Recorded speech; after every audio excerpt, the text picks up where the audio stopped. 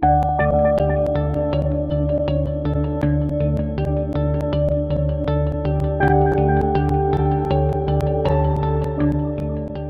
la question. Madame, je crois une question.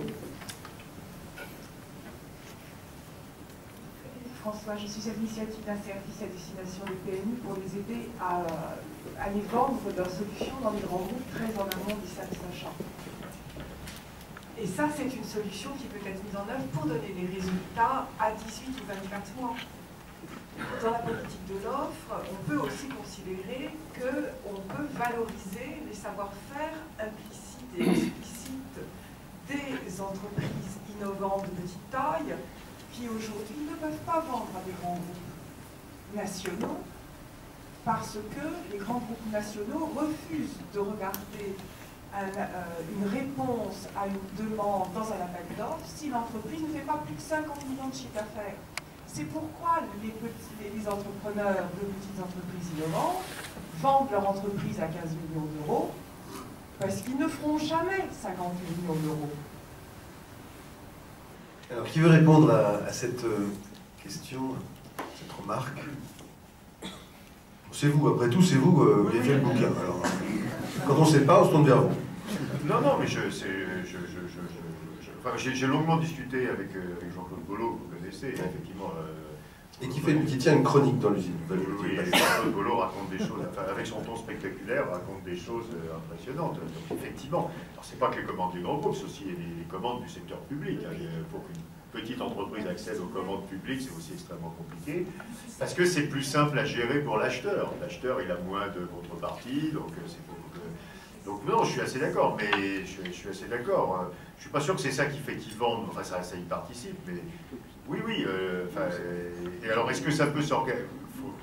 Je suis tout à fait d'accord sur l'analyse du problème, après je sais pas trop comment on fait pour que des très petites entreprises aient accès aux directions des achats des grands groupes. Je pense qu'il y a un aspect culturel important là-dedans, et qui malheureusement, enfin on a beaucoup parlé de l'organisation des filières, les grands groupes soutenant des filières, et on prend encore de nouveau l'exemple de l'Allemagne en disant les filières sont beaucoup mieux organisées, les petites et moyennes entreprises aidées et soutenues par des grands groupes de Nord.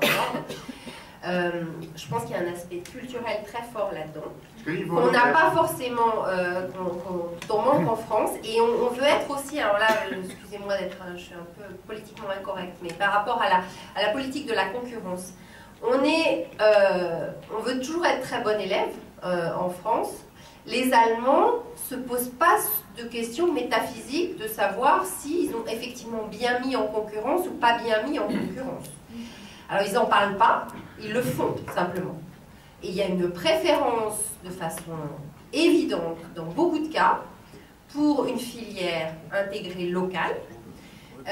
Et puis ça se fait naturellement. Je veux dire, il n'y a rien d'affiché, il n'y a pas une politique qui dit qu'il faut donner la préférence aux entreprises nationales, il n'y a rien de tout ça. Simplement, culturellement, ça se fait.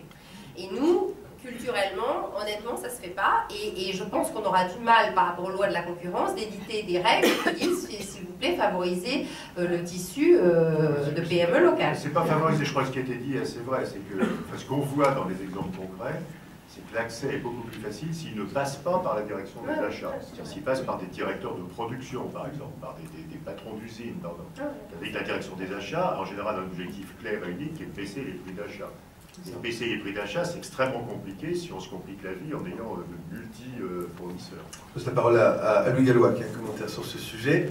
Moi, je vais vous dire quel est le point de vue d'un groupe qui a une chaîne de fournisseurs assez abondante, puisque, en gros, sur un avion, nous faisons 15% de la valeur ajoutée en interne et nous achetons 85%.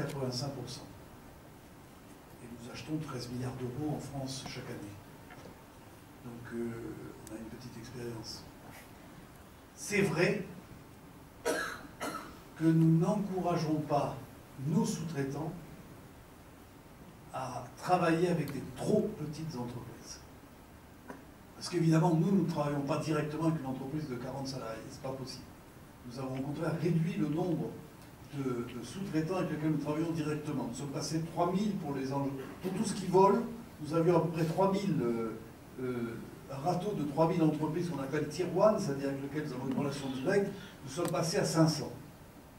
et nous demandons à ces entreprises elles-mêmes d'organiser leur propre chaîne de sous-traitance. Mais nous craignons, nous, de dépendre d'une entreprise qui fait un chiffre d'affaires de 30 ou 40 millions d'euros, qui n'a pas capacité à faire de la recherche, donc qui est complètement dépendante de nous et qui est un simple façonnier, alors que nous souhaitons au contraire que notre réseau sous-traitant nous soutienne en termes technologiques, en termes d'innovation, et d'autre part, dont la fragilité est plus grande parce que la taille est plus petite. Donc nous essayons, nous, de structurer notre chaîne de fournisseurs et d'organiser des rapprochements à l'intérieur de notre chaîne de fournisseurs. Non pas pour absorber ces entreprises, au contraire, nous externalisons actuellement plutôt.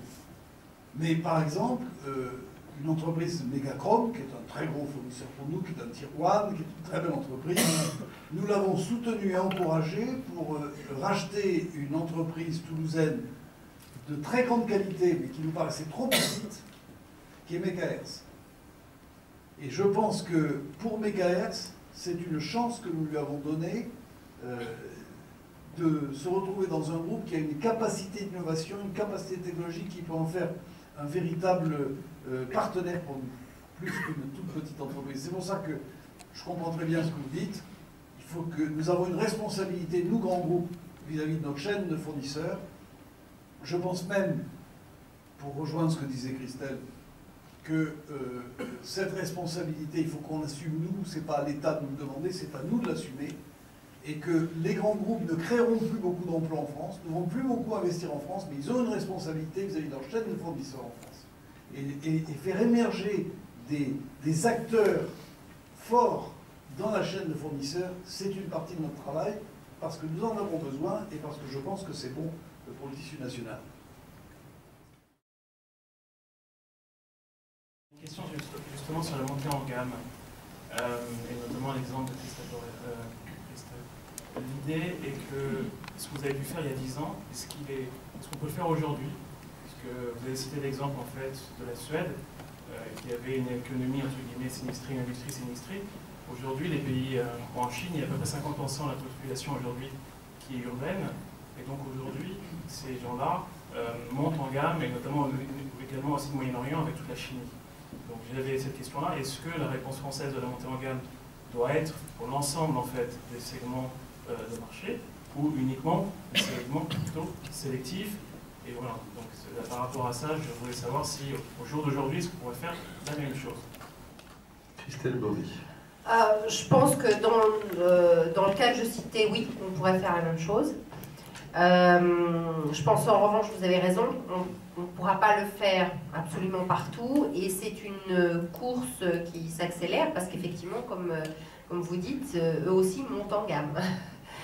Donc effectivement, il faut arriver à accélérer le phénomène. Et je pense que dans tout ce qu'on a dit aujourd'hui, il y a cette idée d'urgence qu'on n'a peut-être pas discuté, mais qui est claire, c'est que le diagnostic qui est dans ce livre, je pense qu'il est très bien fait, est quand même très inquiétant. Comme je pense qu'on ne l'a pas toujours assez dit, la France a beaucoup d'atouts. Je pense que dans son résumé, d'ailleurs Patrick Artus là tout à l'heure, on a parlé presque plus que dans son livre. Je pense qu'il faut pas oublier qu'il y a beaucoup d'atouts en France, et donc on peut capitaliser sur ces atouts pour monter en gamme dans pas mal de nos industries, pas toutes, mais pas mal de nos industries. Mais il y a vraiment maintenant une urgence à réagir, parce que je pense qu'il y a des pans entiers qui vont basculer. Et parce qu'on est arrivé à des niveaux de marge, c'est tout simplement ça, on est arrivé à des niveaux de marge qui sont nuls, et il y a vraiment de plus en plus d'entreprises qui sont en train de basculer, et quand un tissu, une fois qu'on est complètement sorti d'un domaine, y re-rentrer devient impossible, donc il faut ne pas sortir. Et ça, je crois que ça devient extrêmement urgent. Patrick Artus. Oui, juste un mot, je suis tout à fait d'accord avec ce que vient de dire Christelle. C'est un vrai sujet, je ne suis pas sûr qu'on sache répondre. D'ailleurs, c'est sans doute mis à l'état des économistes à dire où on va monter en gamme avec succès. C'est pour ça qu'ils ont tellement raison. Il faut mettre de l'environnement et ensuite laisser les entrepreneurs savoir où c'est. Je ne crois pas. Les relocalisations, qui est quelque chose qu'on aborde aussi dans le cas, je ne crois pas aux relocalisations. Deux, trois trucs pour quelques journaux télévisés. Voilà, c'est le facteur du TF1, mais c'est très improbable. Par contre, je suis un peu moins persuadé que vous du cas chinois. Il y a des travaux très intéressants toujours faits par l'OMC qui distinguent deux niveaux de gamme. Hein. Il y a ce qui s'appelle les hautes technologies et ce qui s'appelle le haut de gamme des hautes technologies. Dans les hautes technologies, c'est un fourre-tout absolument abominable. Vous avez les télévisions. Enfin, si vous regardez la balance commerciale de la Chine pour les hautes technologies, elle n'arrête pas d'être de plus en plus excédentaire. Donc on se dit, ciel, les Chinois montent en gamme. Et quand vous regardez le haut de gamme des hautes technologies, qui sont les trucs compliqués, ils sont de plus en plus déficitaires, qui est dans l'autre sens. Hein. Donc ils sont de plus en plus dépendants de fournisseurs qui sont d'ailleurs de plus en plus asiatiques comme fournisseurs. Hein. C'est Taïwan, de plus en plus Singapour, la Malaisie, etc., la Corée. Donc les Chinois ne montent pas tant que ça en gamme. Ils vont dans le milieu, mais dans le haut, ils ont un déficit extérieur colossal. Et alors quand vous regardez, j'en reviens sur l'idée de Jean-Michel, il faut le regarder sectoriellement, quand vous regardez où la France a perdu, vis-à-vis de qui la France a perdu le plus de parts de marché depuis 15 ans, c'est pas du tout la Chine, hein, c'est pas du tout les émergents, c'est l'Allemagne. Hein, c'est l'Allemagne. Donc notre concurrent, donc c'est pour ça que tout ce discours politique sur la protection contre les produits des émergents, c'est quand même très très bizarre, parce que nos pertes de marché, c'est l'Europe du Nord qui a récupéré nos marchés, c'est pas les Chinois. Donc il faut faire un peu attention à l'analyse. C'est un problème intra-européen, notre problème, essentiellement. Monsieur. Michel Derry, École de Paris. On a parlé de la montée en gamme, et qui serait finalement la solution. Est-ce que c'est pas le risque d'être une illusion ou une incantation? Parce que monter en gamme, c'est pas facile du tout. C'est pas seulement un problème technique, c'est un problème d'image, c'est un problème commercial. J'avais organisé il y a quelque temps un débat de deux jeunes ingénieurs qui avaient étudié la marque France. Ils avaient regardé l'image de la France à l'étranger. Elle était très bonne dans le luxe, très bonne dans un certain nombre de domaines où on est fort, mais pour l'industrie, il y avait vraiment du travail pour remonter. Et je serais curieux de savoir comment on fait pour monter en gamme lorsqu'on est dans une industrie, une entreprise qui est sur la moyenne gamme, qui est essoufflée, qui a des situations difficiles. La montée en gamme, c'est pas seulement un problème technique, c'est un problème d'image. Au niveau mondial, pour changer l'image, c'est pas facile. Un problème commercial, autrement dit, en termes de commerce, d'image, c'est un énorme travail. Donc, c'est une question, je demandais tout à l'heure à Christelle Boris si c'était aussi une histoire de volonté managériale ou si c'était plus compliqué que ça, mais je trouve la question excellente. Qui veut répondre? Il y a une enquête très intéressante qui est faite par le CEO, par le commerce de Paris, sur la perception de la qualité des produits industriels suivant leur origine. Et c'est quand même, c'est une enquête qui est, c'est de la perception de la qualité, c'est pas des tests de qualité. On demande aux gens quand vous achetez. Et ce que vous voyez, c'est qu'il y a eu une dégradation continue des enquêtes concernant la France jusqu'à il y a 3-4 ans. Et depuis 3-4 ans, ça remonte. Mais si vous regardez l'automobile, c'est assez clair aussi. Il y a plus finalement de qualité perçue que de vraie qualité. Donc c'est vrai, c'est aussi une image, c'est pas seulement la réalité du produit. Louis Gallois. Oui, je pense que je rejoins tout à fait ce que disait Michel Derry sur le fait que la montée en gamme, c'est pas une affaire qui se décrète. Hein, c'est quelque chose d'assez compliqué. Et puis il y a un nœud quand même, c'est que ça coûte de l'argent. Et que donc, il faut faire de la marge. Et ça se mord un peu la queue, puisque c'est là qu'on génère le cash. Christelle a expliqué que c'était ça qui générait de la marge, mais il faut de la marge pour pouvoir le générer. C'est pour ça que ça sert Et c'est pour cela que je pense qu'il faut un choc de compétitivité au démarrage. Et je pense que le transfert des charges sociales sur la fiscalité, je ne veux pas aller au-delà de quelle fiscalité. Entre TVA et CSG, votre cœur balance peut-être. Le transfert de charges sociales sur la fiscalité, il faut savoir que ça sert à une chose, ça sert à donner de la marge aux entreprises. C'est pas tellement que ça va baisser le coût du travail. Il s'agit de transférer 50 milliards d'euros ou 40 milliards d'euros vers la marge des entreprises pour leur permettre... 40 milliards, ça c'est donc un chiffre donné macro.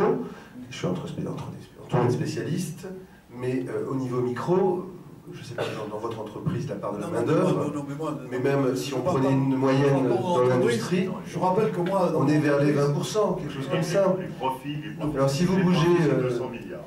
Si vous bougez 10% de 20%, les profits, non, mais encore une fois, ça ne va pas changer la phase du monde. Si, vous êtes en train de transférer à peu près la somme équivalente, si ce sont les charges patronales, vers la rentabilité des entreprises.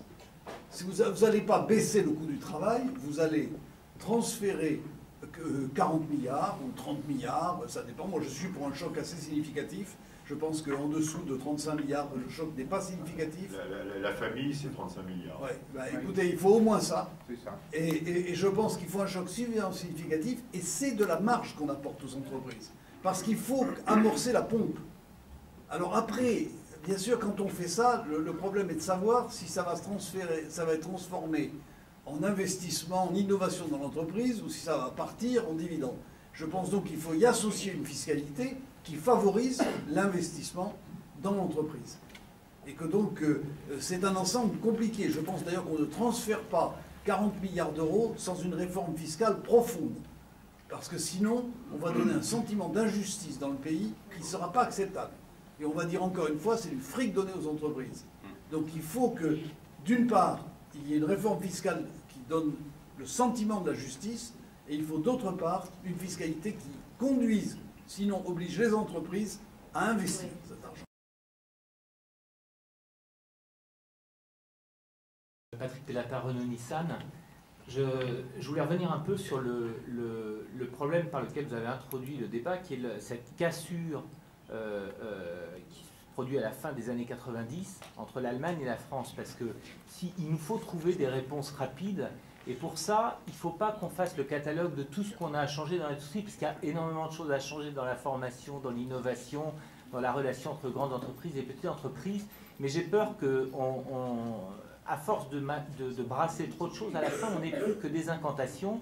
Et je dois dire que dans le discours sur l'industrie ces dernières années, on a vu beaucoup d'incantations, on a même vu le populisme remplacer la politique industrielle en France. Donc il faut qu'on fasse un petit peu attention. Vous pensez même aux représentants de l'État?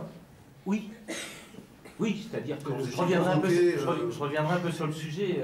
Quand vous étiez convoqué vertement par le ministre de l'Industrie ou le Premier ministre, par ou le Président de la République. Par exemple. Ce que je voulais dire, c'est finalement, qu'est-ce qui a vraiment changé entre les années 90 et les années 2000 et maintenant? Quels sont les paramètres les plus importants? C'est pas la montée en gamme. L'Allemagne, elle n'est pas montée en gamme en 5 ans. C'est pas ça. Donc, la montée en gamme, on peut en parler. C'est difficile dans l'automobile, puisque le prix moyen d'une automobile a tendance à baisser. Et il baisse en Europe depuis 2005. Donc, la montée en gamme, si tout le monde monte en gamme, il y aura beaucoup de concurrence aussi, et on ne s'en sortira pas. Donc c'est un peu différent de ça. Et ça, comme le disait Christelle Bory tout à l'heure, je pense qu'il faut le laisser aux entreprises. Ce n'est pas de l'ordre de la politique industrielle, la montée en gamme. Donc qu'est-ce qui a changé, qui est de l'ordre de la politique industrielle et qu'on peut changer? Alors on regarde les résultats, vous l'avez dit Patrick, Artus, il y a la marge brute des entreprises, elle a pris en relatif France-Allemagne 14% en 10 ans entre les entreprises manufacturières allemandes et les entreprises manufacturières françaises. Alors dans ces 14%, qu'est-ce qu'il y a? Il y a 10% sur le coût du salaire. Et ces 10% sur le coût des salaires, c'est plus de la moitié l'évolution des taxes qui en France ont légèrement monté et qui en Allemagne ont fortement été réduites avec les lois Hartz, avec le transfert sur la TVA, avec un certain nombre de choses, un package qui a été construit par... L'agenda 2010 de M. Schröder. Exactement, par Schröder, et que Merkel a continué à mettre en œuvre en 2007-2008. Donc, je pense que ça, c'est un point capital. Il y a un deuxième point qu'on voit particulièrement bien dans l'automobile, et en particulier quand on regarde le groupe Volkswagen, qui a été en pointe, comme vous le savez, dans les lois Hartz, c'est pour cause. C'est la délocalisation. Les Allemands ont démarré la délocalisation bien avant les Français. Et ils l'ont fait sur des produits, des composants de base. Et donc, quand j'avais le ministre de l'Industrie qui me serinait tous les 15 jours qu'il ne fallait rien délocaliser, à la fin, le constructeur automobile, ce n'est pas les sous-traitants qui vont délocaliser, c'est ces usines complètes qui délocalisent, parce que le constructeur automobile, il est coincé. À la fin, il faut que sa voiture, elle fasse une marge positive, sinon il ne peut pas la faire. Si la Twingo n'était pas faite en Slovénie aujourd'hui, il n'y aurait pas de Twingo. À la place, vous auriez des Kia probablement, et la balance du commerce extérieur ne serait pas la même. Sachez par exemple que même quand on fait une Logan en Roumanie, 100% faite en Roumanie, j'ai calculé, comme l'ami l'a fait sur l'exemple de l'iPod, j'ai calculé le bilan pour une Logan, il est positif pour la France. Alors quand c'est un groupe français qui délocalise, on arrive à créer de l'activité en France quand même. Vous ne le racontez pas bien, sans doute, puisque le populisme que vous évoquez fleurit. Et le président de la République lui-même disait, quand on achète une voiture en France, il faut qu'elle soit fabriquée en France. N'est-ce pas? Oui, je ne sais pas trop ce que ça veut dire. Tout à l'heure, vous l'avez dit sur Porsche, une voiture, une Porsche, est-ce que c'est vraiment fabriqué en Allemagne? À la fin, ce qui est important, c'est bien le bilan en termes de valeur ajoutée. Le bilan en termes de valeur ajoutée aujourd'hui sur une Logan, il est positif pour la France. Oui, mais alors, mon dernier temps, je pense que déjà la responsabilité qu'on a tous, c'est déjà de faire comprendre c'est quoi les premiers paramètres et les premiers paramètres sur lesquels on peut agir. Là, je suis complètement d'accord avec ce que vient de dire Louis Gallois. Il est clair que d'abord, il va falloir travailler ces éléments-là. Faire baisser, on a les charges qui pèsent sur le travail les plus élevées d'Europe, peut-être même du monde. Je viens de voir une étude de Pricewaterhouse de la Banque mondiale qui montre qu'on est les plus élevés du monde. Champion du monde, on pourrait choisir d'autres... Quand on est le plus élevé d'Europe, on a une bonne chose d'être le plus élevé du monde. Voilà. Et un pays comme le Danemark, par exemple, qui est pourtant un État-providence aussi, a complètement basculé ses taxes sur le travail sur de l'impôt général et sur de l'impôt sur le profit. Et a donc genre de consensus sur ce sujet, je crois. Voilà, donc ça je pense que c'est vraiment urgent. La question qui reste à faire, c'est est-ce que c'est la TVA, est-ce que c'est la CSG, est-ce que c'est autre chose? Mais ça paraît, il faut qu'on ait des positions claires là-dessus, sinon rien va bouger. Encore que Michel Jarpin n'était pas convaincu tout à l'heure quand on préparait cette soirée que ce transfert-là n'arrive pas à un jeu à somme nulle, si j'ai bien compris. Le dernier point que je voulais vous dire, vous n'en avez pas trop parlé, c'est le rôle fédérateur de l'État. Parce qu'avec tous les sujets qu'on a abordés, on voit bien qu'il faut aller toucher à pas mal d'autres choses en même temps. Et là, je dois dire que le ministre de l'Industrie en France, c'est un peu un sous-ministre. Alors en plus, quand on compare à un Christian Estrosi, que j'ai pu côtoyer de près, avec, je ne sais pas, par exemple, le ministre de l'Industrie chinois que je connais bien, là, qui est dans l'industrie depuis 30 ans, qui a fait alterner entre position politique et... c'est pas exactement la même chose, si vous voulez. Estrosi, c'est pas Colbert. Et c'est pas Miao Wei non plus. Mais non, on peut sourire, mais derrière ça, avant lui, Luc Châtel, pendant la crise, à l'entrée de la crise, c'était un secrétaire d'État à l'industrie. Quand vous voyez le rôle du ministre de l'Industrie en Corée, en Chine, au Japon, probablement en Allemagne, je connais moins bien l'Allemagne, il faut que ça redevienne une priorité nationale, il faut que ça se voit.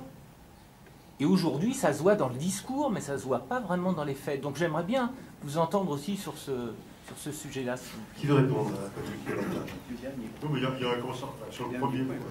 Sur le premier point, il y a un vrai consensus. Je crois que, peut-être avec quelques réserves de Jean-Michel, j'aimerais aussi se dégage ce soir, c'est quand même l'idée que le cercle vicieux, c'est l'écrasement des marges, qui fait qu'il n'y a plus de moyens pour investir, pour faire de la recherche, pour se développer, ou pour faire des innovations, donc il faut réouvrir les marges. Je crois que si on baissait le coût du travail de manière quelconque, ça ne passerait pas en baisse de prix, ça passerait en hausse de marge. Et qu'après, effectivement, il y a il faut vérifier que ces hausses de marge ne sont pas distribuées aux actionnaire.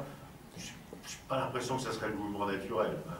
Il y a un chiffre quand même aussi très impressionnant, c'est que les économistes appellent le taux d'autofinancement, c'est le rapport des cash flows aux investissements. On est à 68%, fin 2011 en France, on est à 110% en Allemagne, à 130% au Royaume-Uni, à 120% aux États-Unis, et même maintenant à 115% en Espagne. L'Espagne, c'était 30% en 2008. Donc on est, et en Italie, 90%. On est le seul pays de l'OCDE où les entreprises ont des problèmes de financement de leurs investissements. Donc le plus probable quand même, c'est que si on ouvrait les marges en baissant les coûts, on ferait des investissements. Je pense que c'est le mouvement naturel. Est-ce qu'il faut aider ça par une taxation différentielle de l'investissement et des dividendes distribués? C'est un peu dangereux aussi, parce que c'est totalement contournable. Quand les Américains avaient ça, ils rémunéraient les actionnaires en rachat d'actions et pas en dividendes. Et vous détourniez la législation de la taxation des dividendes. Peut-être sauf pour le non-coté, M. Artus, non? C'est très contournable. Pour les entreprises non-cotées, c'est peut-être plus efficient. On peut vendre des bouts de capital. Des taux réduits. Les États-Unis ont rémunéré jusqu'à ce qu'il y ait une réharmonisation de la taxation des plus-values, de la taxation des dividendes. Les entreprises américaines versaient pas de dividendes et rachetaient leurs actions pour rémunérer l'actionnaire. Donc je trouve que la taxation différentielle, c'est un peu dangereux.